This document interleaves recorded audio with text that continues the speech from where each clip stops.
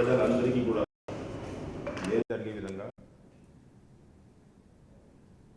అది primary, secondary, tertiary ఈ 3 రంగాల్లో కూడా ఫెసిలిటీస్ ఏర్పాటు చేసుకోవడం, ఖాళీ ఉన్నటువంటి పోస్టులు భర్తీలు చేసుకోవడం, ఇన్ఫ్రాస్ట్రక్చర్ ఇదంతా కూడా డెవలప్ చేసుకోవడం,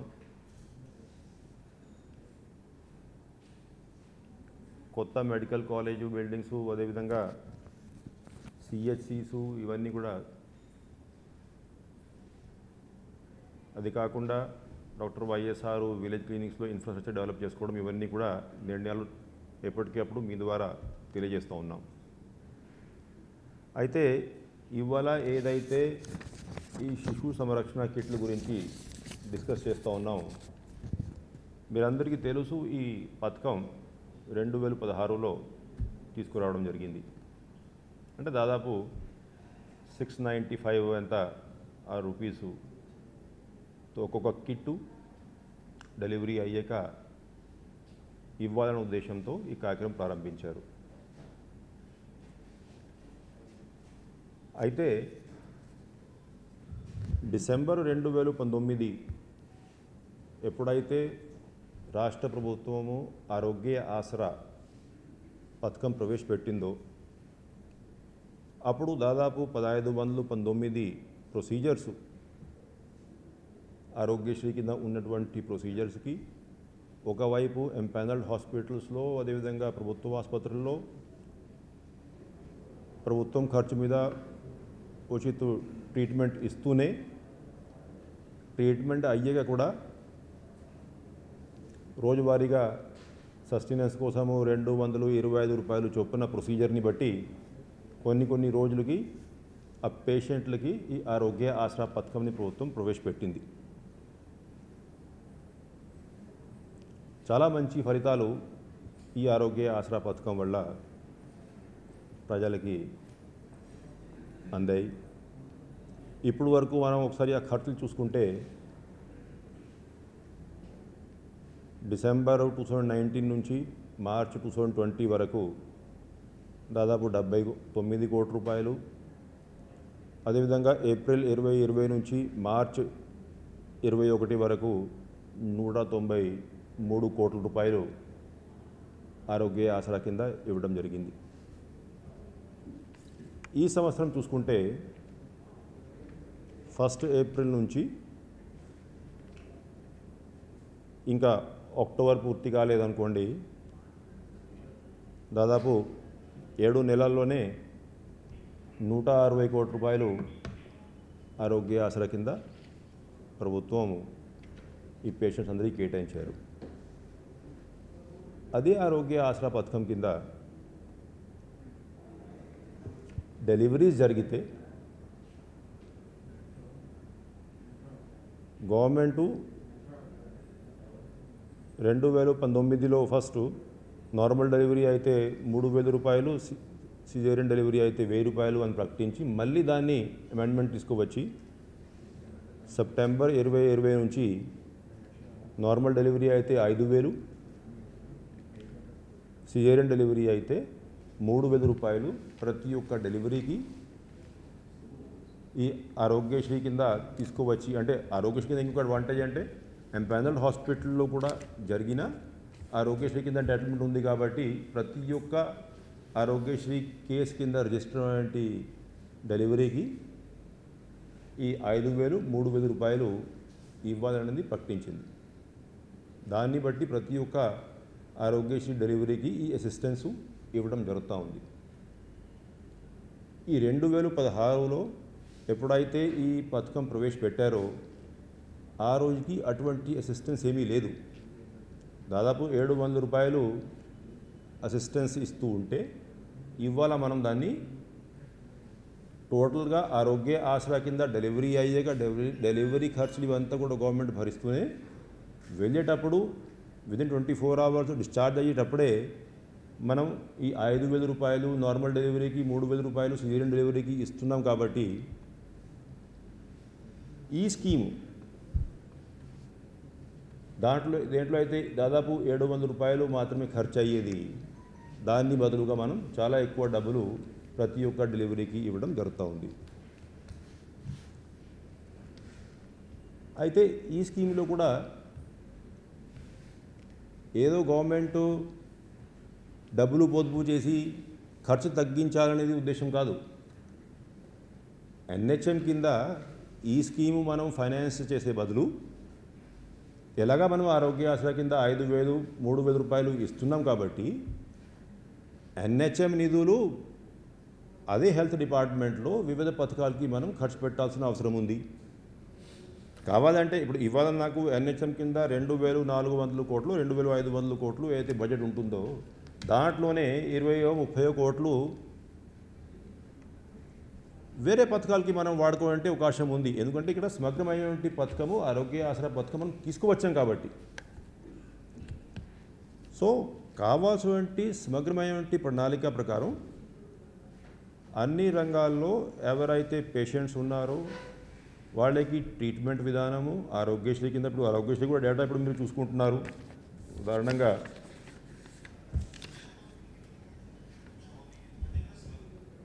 గత 2-3 సంవత్సరాలు మనం చూసుకున్నట్లయితే 17-18 1,218 కోట్ల రూపాయలు, 18-19 1,292 కోట్ల రూపాయలు, 19-20 1,500 కోట్ల రూపాయలు, 2021 1,676 కోట్ల రూపాయలు, 21-22 ఇప్పటికే 1,013 కోట్ల రూపాయలు.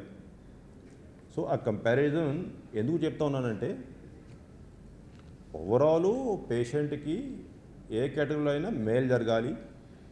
మనం ఇప్పుడు సమగ్రమైనటువంటి పథకాలు ఆరోగ్యశ్రీ కింద ప్రొసీజర్ పెంచుకొని ఈ ట్రీట్మెంట్ పథకాలు, అదేవిధంగా ఆరోగ్య ఆసరా కింద డిశ్చార్జ్ అయ్యేటప్పుడు అదనపు సహాయం బ్రహ్మాండంగా అందరికీ ఇస్తూ ఉన్నామనేది మీ ద్వారా తెలియజేస్తూ ఉన్నాను. అయితే ఇంకా ఈ కోవిడ్ విషయానికి వస్తే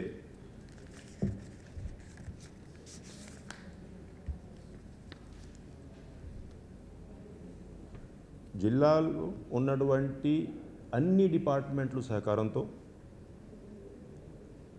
ప్రత్యేకంగా గ్రామ స్థాయి, వార్డు స్థాయి, అదేవిధంగా సచివాలయం స్థాయిలో ఉన్నటువంటి volunteers, ASHA workers, ANMs, PHC medical officers, ఆ మొత్తం ఆ స్టాఫ్ అందరూ కూడా బాగా కష్టపడి పనిచేసి ఇప్పటికే 5,02,45,906 డోసెస్ వ్యాక్సినేషన్ సాధించగలిగాం. ఈ కష్టపడి పనిచేసేటువంటి ప్రతి ఒక్క ఎంప్లాయీ, అన్ని డిపార్ట్మెంట్ ఎంప్లాయీస్, దాంట్లో ప్రత్యేకంగా ఈ అంగన్వాడీ వర్కర్స్ కూడా చాలా కీలకమైనటువంటి పాత్ర పోషిస్తూ ఉన్నారు. అందరినీ కూడా నేను హృదయపూర్వకంగా అభినందిస్తున్నా. ప్రజలందరినీ కూడా ఈ సహకారం అందించారు కాబట్టి వాళ్ళని కూడా హృదయపూర్వకంగా అభినందిస్తూ ఉన్నాను. టోటల్ ఇప్పుడు మీరు డీటెయిల్ చూసుకున్నట్లయితే ఫస్ట్ అంటే 2 డోసులు తీసుకున్నటువంటి పాపులేషన్ ఎంత ఉంది అంటే 1,84,90,379 మంది 2 డోసులు కూడా తీసుకున్నారు. అంటే 1.85 crores ఆల్మోస్ట్. అది కాకుండా ఓన్లీ సింగిల్ డోస్ తీసుకున్న వాళ్ళు 1,32,65,148 మంది ఉన్నారు. మొత్తం కలిపి 3,17,55,527 మంది పబ్లిక్ కనీసం 1 డోసు తీసుకోవడం జరిగింది. అంటే టోటల్ మనం చూసుకున్నట్లయితే మనం కార్యక్రమం ప్రారంభించేటప్పుడు దాదాపు 3,47,31,355 మంది ఉంటారు. ఆ రోజు ఉన్నటువంటి డేటాని బట్టి ఈ వ్యాక్సినేషన్ కార్యక్రమం ప్రారంభిస్తే దీన్ని బట్టి చూసుకున్నట్లయితే దాదాపు 91.43% పర్ఫార్మెన్స్. అయితే ఈ మధ్యలో గవర్నమెంట్ ఆఫ్ ఇండియా రాష్ట్రంలో ఉన్నటువంటి వ్యాక్సినేబుల్ పాపులేషను ఎంతమంది అంటే 3,95,22,000 అనేది అన్ని రాష్ట్రాలకి రిజిస్ట్రార్ జనరల్ సెన్సస్ నుంచి తీసుకొని డేటా కమ్యూనికేట్ చేశారు. అయితే ఈ 3,95,22,000 డేటాని బట్టి మనం చూసుకున్నట్లయితే ఈ పర్ఫార్మెన్స్ ఏదైతే ఉందో 3,17,55,527 it is 80.35% performance for at least 1 dose. అదేవిధంగా సెకండ్ డోజు ఏదైతే 1,84,90,379 తీసుకున్నారు, that amounts to 46.79%. Country as a whole మీరు కూడా చూసి ఉంటారు ఫిగర్స్. అవి బోత్ డోసెస్ తీసుకున్నటువంటి పబ్లిక్ దాదాపు 32-33% రేంజ్లో ఉన్నారు. మనం 46.79% సాధించాం ఈ డేటాని బట్టి. అయితే ఏదైతే మనం first 3.47 crore last year estimate వేసుకొని ముందుకు వెళ్ళాం, ఇప్పుడు 3.95 crores గవర్నమెంట్ ఆఫ్ ఇండియా ఏదైతే ఫిగర్స్ కమ్యూనికేట్ చేశారో దాని గురించి ఇప్పుడు మనం కలెక్టర్లందరికీ ఈ వాలంటీర్స్కి ఈ డేటా ఇవంతా కూడా ఇచ్చి ఇంటింటికి వెళ్ళి కరెక్ట్గా అసెస్మెంటు ఆ సర్వే త్వరగానే పూర్తి చేసుకొని యాక్చువల్ ఫిగరు మన రాష్ట్రంలో ఎంతమంది ఇంకా మిగిలి ఉన్నారు అవి వెరిఫై చేసుకోమన్నాం. బహుశా ఈ శుక్రవారం వరకు అందరూ కలెక్టర్స్ కూడా ఈ డేటా ఇచ్చేటువంటి పరిస్థితి ఉంటుంది. ఆ రోజుకి మళ్ళీ ఒకసారి మనం సమావేశం అయి కరెక్ట్గా ఎంతమందికి వ్యాక్సినేషన్ చేయాలను ఆ డేటా కూడా మీ ద్వారా తెలియజేసుకుంటాం. అంటే దీంట్లో జిల్లా వారీగా మనం చూసుకున్నట్లయితే కొన్ని జిల్లాలు మన రాష్ట్రం యావరేజ్ లేకపోతే కంట్రీ యావరేజ్ కంటే చాలా ఎక్కువ వ్యాక్సినేషన్ చేయడం జరిగింది.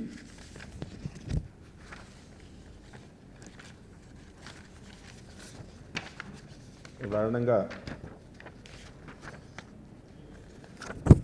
నందూరు జిల్లా ఓవరాల్ మనం చూసుకున్నట్లయితే అవుట్ ఆఫ్ దిస్ 3.95 crores దాదాపు 23,69,000 వ్యాక్సినేషన్ టార్గెట్ ఉంటే 20,46,547 అంటే 86.36% ఈ గవర్నమెంట్ ఆఫ్ ఇండియా ఇచ్చేటువంటి టార్గెట్ని బట్టి 86.36%తో బ్రహ్మాండంగా వ్యాక్సినేషన్ చేసుకుంటున్నారు. అదేవిధంగా వైజాగ్ 85.23%, ఈస్ట్ గోదావరి 83.56%. అదేవిధంగా కొన్ని జిల్లాలు శ్రీకాకుళము 75%, విజయనగరము దాదాపు 71.3%. అంటే కొన్ని జిల్లాల్లో ఈ మైగ్రేషను ఇవన్నీ ఇష్యూసు దానివల్ల అంటే ప్రోగ్రెస్ ఆటోమేటికలీ గ్రామ స్థాయిలో ఎంతమంది ఉన్నారు అవైలబుల్ దాన్ని బట్టి ఆధారపడి ఉంటుంది. అంటే ఆ ఇంటింటికి వెళ్ళి ఆ సర్వే ఇవన్నీ చేసుకుంటే అప్పుడు పూర్తి పిక్చరు ఈ శుక్రవారం కల్లా ఎంతమంది గ్రామాల్లో పట్టణాల్లో ఉండి ఇంకా వ్యాక్సినేషన్ చేయకుండా ఉన్నారు అవి కంపైల్ చేసి ఉండే అవకాశం ఉంటుంది. దాన్ని బట్టి ఇంకా ఫర్దర్ నెక్స్ట్ 10-15 డేస్లో ఉన్నటువంటి వ్యాక్సిన్ డోసెస్ ఉపయోగించేటువంటి పరిస్థితి ఉంటుంది. అయితే ఇవాళ ఒకసారి ఆ కేసుల సంఖ్య చూసుకున్నట్లయితే గత 24 గంటల్లో 27,641 శాంపిల్స్ టెస్ట్ చేస్తే 295 మంది పాజిటివ్, 7 మరణాలు నమోదైనాయి ఈ కోవిడ్ కింద. సో అదేవిధంగా ఈ black fungus mucormycosis cases చేసుకుంటే ఇప్పుడు చాలా తక్కువ వస్తున్నాయి అనుకోండి. 2 కేసులు ఈ 24 గంటల్లో అవి కూడా నమోదైనాయి. అయితే కేసులు తగ్గించిన ఈ 104 కాల్ సెంటర్ ఏదైతే ఉందో అది యాజ్ ఇట్ ఈజ్గా సీరియస్గానే మానిటరింగ్ చేసుకుంటూ పని చేయాలి అనేది జిల్లా కలెక్టర్లందరికీ ఆదేశాలు జారీ చేశాం. ఎందుకంటే 16 ఏప్రిల్ మనం ఈ 104 కాల్ సెంటర్ని రివైవ్ చేసేటప్పుడు ఏదైతే ఒక 1 వీక్ 2 వీక్స్ టైం అప్పుడు తీసుకున్నాం, అటువంటి పరిస్థితి మళ్ళీ రాకుండా ఉండాలి, కంటిన్యూస్ మానిటరింగ్ జరుగుతూ ఉండాలి. దానికి ఇప్పుడు మీరు వివరాలు చూసుకుంటే టోటల్ ఆ రోజు నుంచి ఇప్పుడు వరకు మనం దాదాపు 6,05,019 కాల్స్ 104 కాల్ సెంటర్స్కి కావాల్సిన ఇన్ఫర్మేషన్ కోరుకున్న వాళ్ళు, అదేవిధంగా వ్యాక్సినేషను, లేకపోతే హాస్పిటల్ అడ్మిషన్స్, టెస్ట్ రిజల్ట్స్ ఇవన్నింటి కోసం నమోదైనాయి. అదేవిధంగా ఏదైతే దాదాపు 5,500 మంది డాక్టర్స్ని మన దగ్గర ఈ టెలికన్సల్టేషన్ కోసం రిజిస్ట్రేషన్ చేసుకొని అవుట్ గోయింగ్ కాల్స్ ప్రారంభించాము. ఆ ఫిగర్ ఇప్పటికే దాదాపు 11,93,282 కాల్స్ నమోదైనాయి. సో ప్రతి ఒక్క పేషెంట్స్ ఎవరైతే హోమ్ ఐసోలేషన్లో ఉన్నారో, లేకపోతే చాలా తక్కువ మంది ఇప్పుడు హాస్పిటల్స్ కోవిడ్ కేర్ సెంటర్స్లో ఉన్నారు, వాళ్ళకి ఫోన్ చేయడం, జరుగుతున్న ట్రీట్మెంట్ మీద ఇన్ఫర్మేషన్ తీసుకోవడము, కావాల్సిన గైడెన్స్ ఇవ్వడము, ఇవన్నీ కూడా చేసుకోవడం జరుగుతూ ఉంది. అది కాక మామూలుగా మీకు తెలుసు, ఇప్పుడు అంతకుముందే మనం ఒకవేళ థర్డ్ వేవ్ వచ్చేలాగా ఉంటే దానికి కావాల్సిన ఏర్పాట్లు, పెడియాట్రిషియన్ రిక్రూట్మెంటు, స్టాఫ్ నర్సెస్కి ట్రైనింగు, కావాల్సిన ఆక్సిజన్ లైన్స్, సిలిండర్సు, కాన్సన్ట్రేటర్సు, కావాల్సిన మెడిసిన్ డోజెస్ సర్ప్లస్ స్టాక్ పెట్టుకోవడము, ఇవన్నీ కూడా పకడ్బందీగా చేశారు ఆంధ్ర రాష్ట్రంలో. ఇప్పుడు ఉన్నటువంటి పరిస్థితిని బట్టి అయితే అన్ని చోట బెడ్స్ ఇవన్నీ అవైలబుల్గా ఉన్నాయి. కావాల్సిన స్టాక్ ఆఫ్ కాన్సన్ట్రేటర్సు, సిలిండర్స్ ఇవన్నీ కూడా ఉన్నాయి. బట్ ఒకవేళ ఏమాత్రం ఎమర్జెన్సీ ఉన్నా కూడా దాన్ని కూడా డీల్ చేయడానికి, ఎదుర్కొనడానికి ప్రభుత్వం సిద్ధంగా ఉందని చెప్పేసి మీ ద్వారా తెలియజేస్తూ, ఇటువంటి అంటే వార్తలు పబ్లిక్కి మనం ఇచ్చేటప్పుడు క్లియర్గా, అంటే ఓవరాల్ గవర్నమెంట్ స్టెప్స్ తీసుకున్నవి కూడా ప్రజలకి టైం టు టైం తెలియజేస్తూ, ఎందుకంటే వాళ్ళకి ఈ కన్ఫ్యూజను, లేకపోతే కొన్ని అపోహలు ఏర్పడి ఇటువంటివి మిస్కమ్యూనికేషన్ ఉండొద్దనే ఉద్దేశంతో టైం టు టైము మీరందరూ కూడా ఏదైతే గవర్నమెంట్ స్టెప్స్ తీసుకుంటున్నారో అది కూడా ప్రజలకి తెలియజేస్తే బాగుంటుందని చెప్పేసి మీరందరినీ కూడా రిక్వెస్ట్ చేసుకుంటూ సెలవు తీసుకుంటున్నాను. నమస్కారం.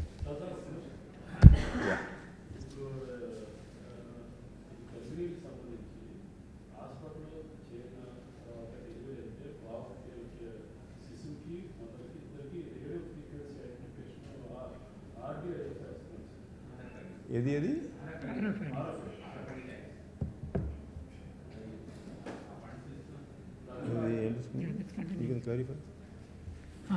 క్లారిఫై ఏం కావాలండి?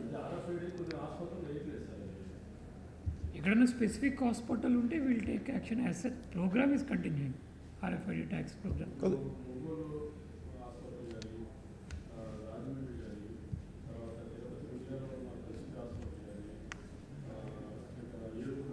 స్పెసిఫిక్ ఇండివిజువల్గా ఏదైనా హాస్పిటల్ ఉంటే ఓకే. నేనేం చేస్తానంటే ఎలాగా ఇప్పుడు once my collectors complete the survey ఇంకొక ప్రెస్ కాన్ఫరెన్స్ ఏర్పాటు చేస్తాం కాబట్టి ఆ రోజు ఈ కార్యక్రమం గురించి డీటెయిల్స్ తీసుకొస్తాను.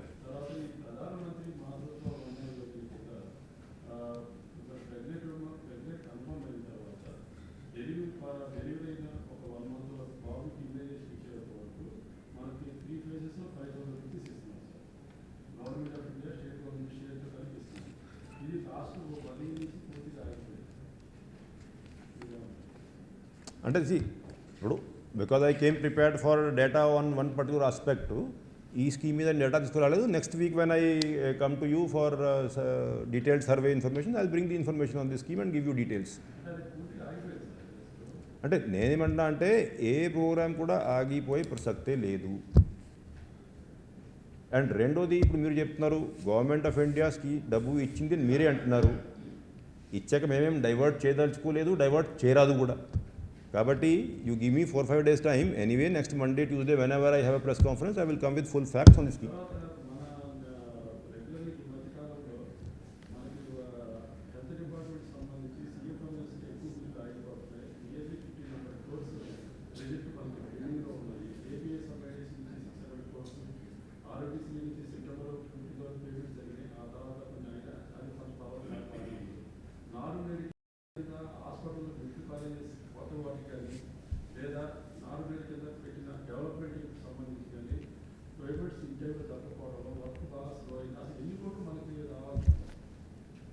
ఏ మాత్రం వాస్తవం కాదు.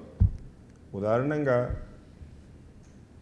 డాక్టర్ వైఎస్ఆర్ విలేజ్ క్లినిక్ కింద అంతకుముందు ఇప్పుడు మనం అంటే పంచాయతీరాజ్ డిపార్ట్మెంటు నరేగా నిధులు టైఅప్ చేసుకొని 50% ఏమో మనం హెల్త్ డిపార్ట్మెంట్ నుంచి టైఅప్ చేసుకొని దాదాపు 8,585 డాక్టర్ వైఎస్ఆర్ విలేజ్ క్లినిక్స్ ప్రారంభించాం. సో ఫస్ట్ నరేగా నిధులు ఏదైతే 50% వాళ్ళు ఇవ్వాలి కాబట్టి ఇది వాడుకున్నాం. దెన్ హెల్త్ డిపార్ట్మెంట్ నిధులు జస్ట్ ఒక 1 week బ్యాకే దాదాపు 380 ఎంత ఇచ్చాం మనం 220 crores దానికి యాక్చువల్ పేమెంట్ చేయడం జరిగింది. కాబట్టి ఈ పేమెంట్స్ రాకపోవడం వల్ల పనులు ఆగిపోయినాయి, కాంట్రాక్టర్ ముందుకు రావట్లేదు. ఎటువంటిది ఏ మాత్రము కరెక్ట్ కాదు. గవర్నమెంటు ఏదైతే కమిట్మెంట్ ఇచ్చిందో ఆ పథకాలు ఆ టైం ఫ్రేమ్లో డెఫినెట్గా పూర్తి చేసేటువంటి ప్రణాళిక ప్రకారం ముందుకు వెళ్తున్నాం. ఈ నిధులు ఇప్పుడు 1 week 2 weeks 3 weeks ఇటు అటు డిపెండింగ్ ఆన్ ద సిచ్యువేషన్ అది ఉండొచ్చు. బట్ పేమెంట్ జరగట్లేదు అనేది కరెక్ట్ కాదు. ఏ స్కీమ్కి ఆ స్కీము పేమెంట్స్ జరుగుతూ ఉన్నాయి. అండ్ పనులు ఇవన్నీ కూడా as per intended time frame అది మనం ముందుకు తీసుకెళ్తా ఉన్నాం.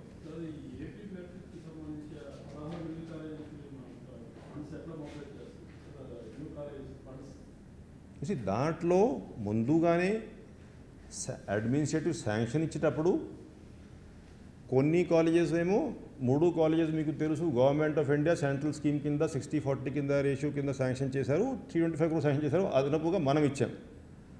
అదేవిధంగా మిగతా కాలేజెస్కి శాంక్షన్ ఇచ్చేటప్పుడు depending on the financing norms NABARD loan లేకపోతే వివిధ పబ్లిక్ సెక్టర్ బ్యాంక్ లోన్స్ ఇవన్నీ కూడా part of the administrative sanction understanding. So దాంట్లో గవర్నమెంట్ కాంట్రిబ్యూషన్ కొంత ఉంటుంది, లోన్ కాంపోనెంట్ కొంత ఉంటుంది. ఆ లోన్ కాంపోనెంట్ అయితే ఉందో అవి టైఅప్ చేసేటువంటి ప్రక్రియ జరుగుతూ ఉంది. నెబార్డ్కి ప్రపోజల్స్ పంపడం జరిగింది. వాళ్ళతో ఇప్పుడు మేము డిస్కషన్స్ నిర్వహిస్తూ ఉన్నాం. As and when it is finalized అది ఎట్లయినా మీ జియో ఇవ్వడం జరుగుతుంది, మీ ద్వారా కూడా తెలియజేసుకోవడం జరుగుతుంది.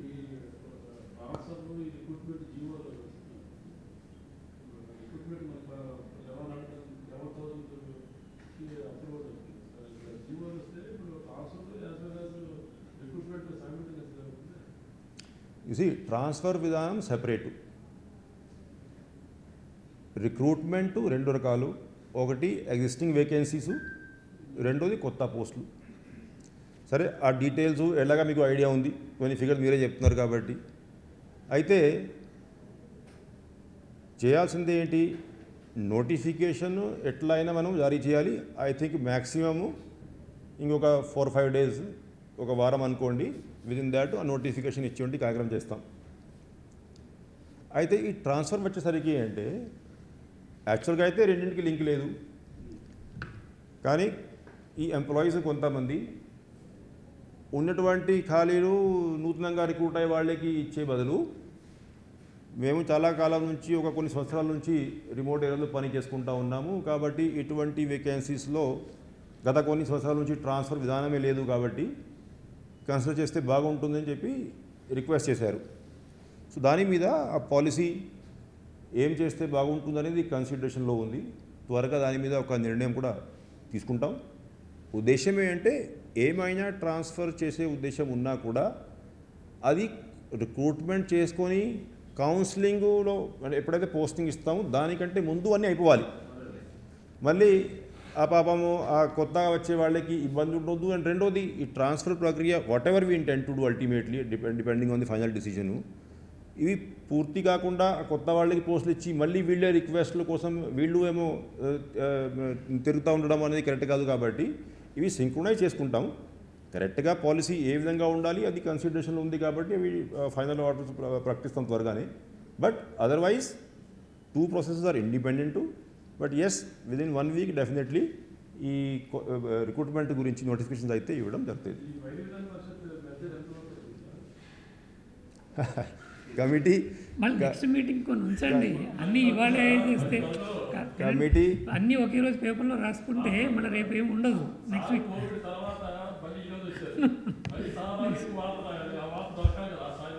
ఇప్పుడు చూడండి, మీరు ఇప్పుడు దాట్ మీన్స్ ఏం దొరకట్లేదు మీకు. ఏం దొరికినప్పుడు ఎందుకు సృష్టిస్తున్నారే? సో అది అంటే మర్జర్ గిర్జర్ అంటే మీకు తెలుసు, కమిటీ ఒకటి ఏర్పాటు చేసుకున్నాం. ఆ కమిటీ రికమెండేషన్స్ ఫైనలైజ్ చేసుకుంటా ఉంది. త్వరగానే once the committee recommendations are received by the government, దాని మీద obviously government will analyse and take a view. Okay, thank you.